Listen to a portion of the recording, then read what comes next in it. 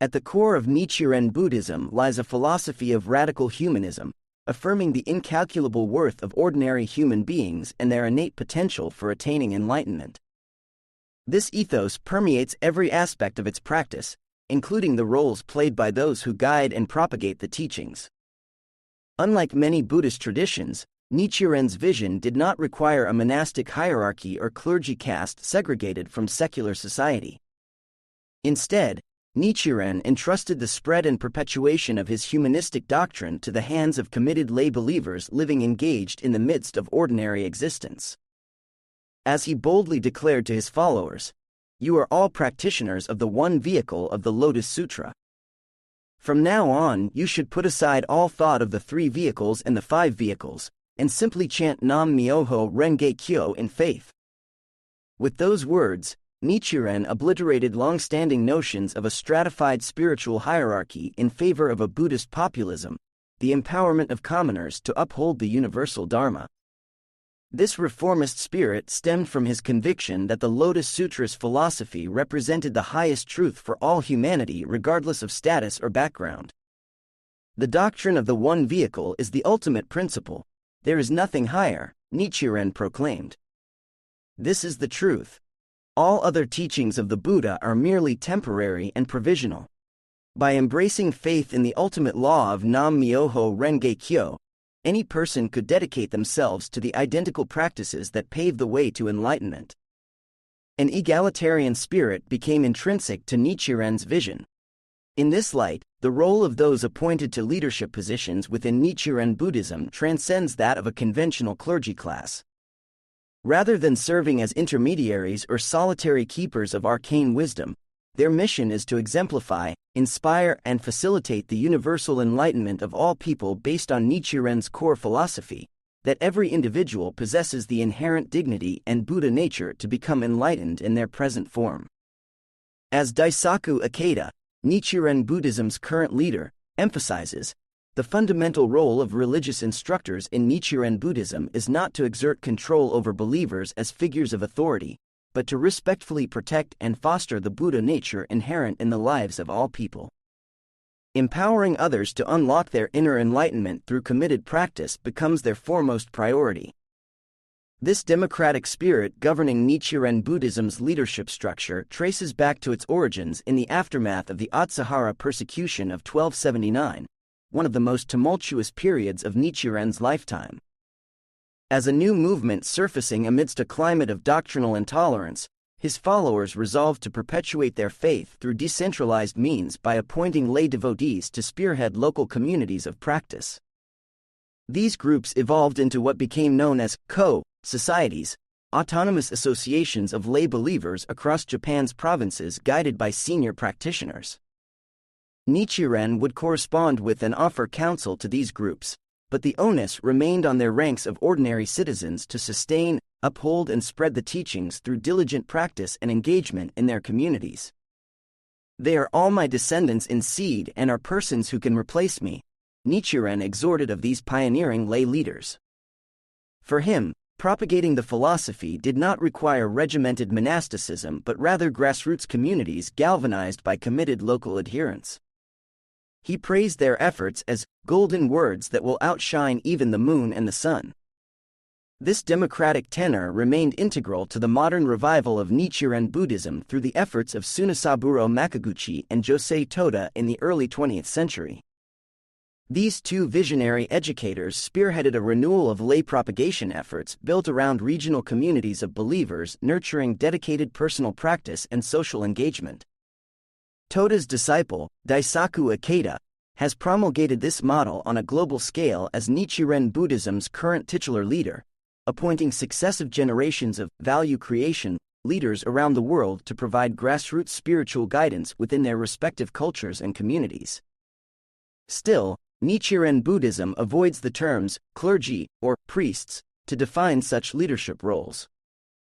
Those designated with senior responsibilities are not perceived as religious authorities or clerics administering doctrine. Rather, their purpose is to serve as motivational models in the vanguard, exemplars of humanistic Buddhist practice fully engaged in secular society. As one such senior leader, Inosuke Akiya, expressed it. Those of us entrusted with leadership bear a profound responsibility to be pioneers blazing the trails, standing at the very forefront and providing inspiration to spur others forward. Their role is not of sacerdotal channelers of enlightenment but inspirational catalysts for the universal enlightenment of all people, regardless of background.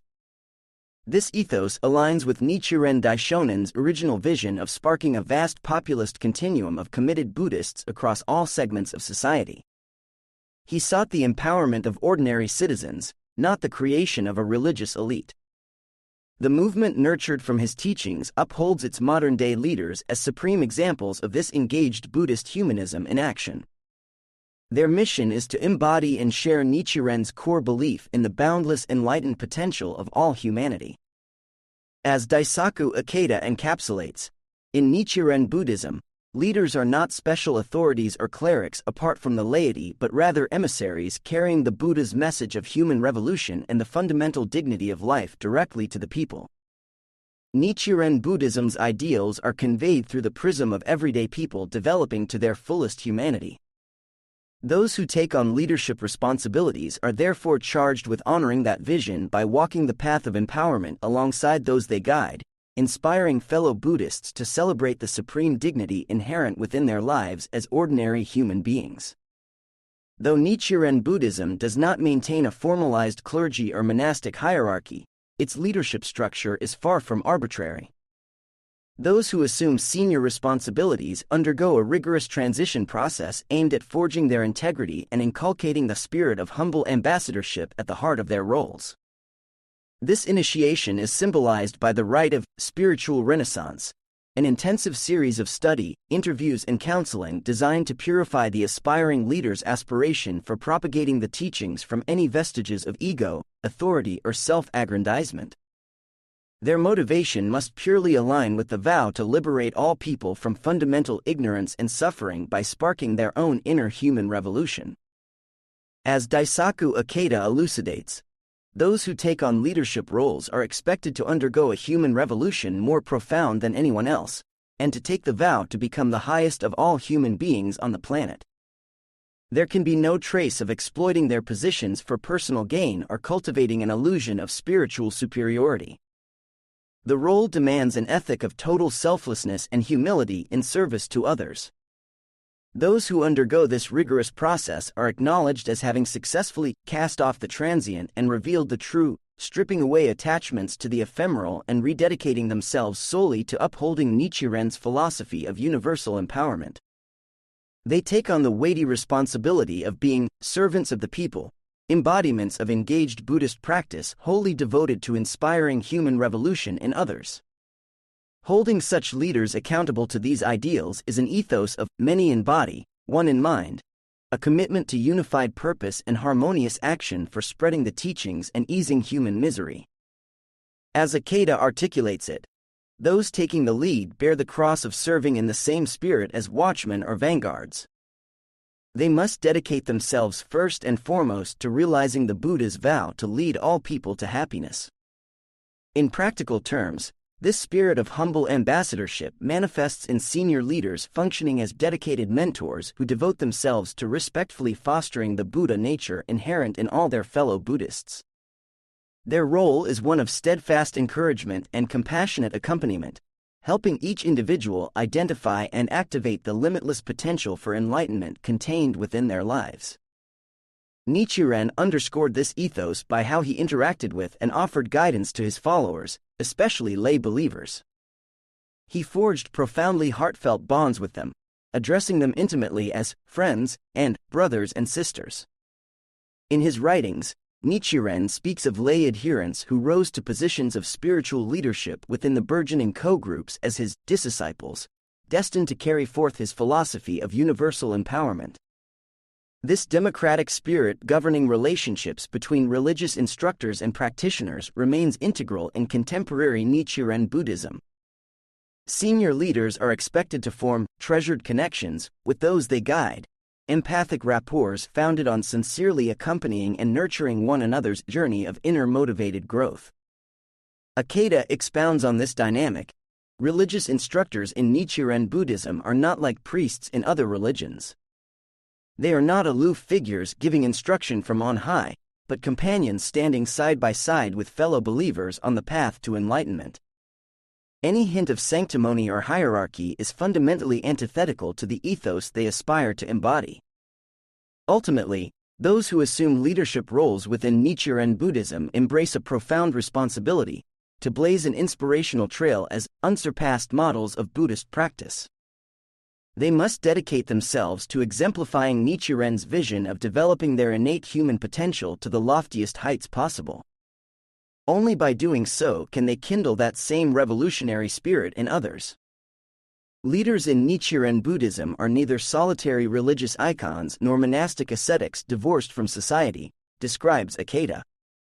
They are, rather, human guides and motivators who develop their full potential within the realities of daily life.